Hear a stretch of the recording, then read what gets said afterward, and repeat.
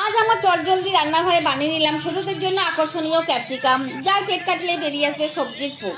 প্রথমেই বেচারা গলি পেঁয়াজ, রসুন, কাঁচা লঙ্কা, ক্যাপসিকাম, সোয়াবিন কুচি করে নিচ্ছিলাম। তারপর কড়াইয়ে তেল দিলাম। তেল ছাড়া রান্না কেন ভাই কাজও হয় না, তাই সবাইকেই একের পর এক তেলে ভেজে নিলাম। এরপর এলো মশলার গল্প। এখন তো বাইরে খাওয়া দাওয়া করিয়ে বাচ্চাদের এমন অবস্থা করেছি যেন ধনে জিরে গুঁড়ো হলুদের গন্ধ চেনে না। ওরা চেনে oregano, chilli flakes, cheese, mayonnaise, cream. তাই সবাইকে এই সবজি ভাজার উপর দিয়ে দিলাম পরিমাণ মতো নুন, চিনি দিয়ে বেশ শুকনো শুকনো করে কষিয়ে নিলাম সবজি। এরপর ক্যাপসিকামগুলো গোল বাটির মতন কেটে সবজি ওভারলোডেড করে দিলাম।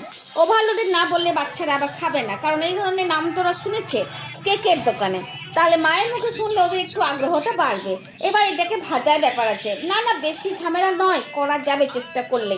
তাই ফ্রাইং প্যানে সামান্য মাখন দিয়ে ক্যাপসিকামের বাটিগুলো বসিয়ে দাও, ঢাকা দিয়ে দাও। 15 মিনিটের জন্য রেডি হয়ে যাবে ওভারলোডেড ক্যাপসিকাম।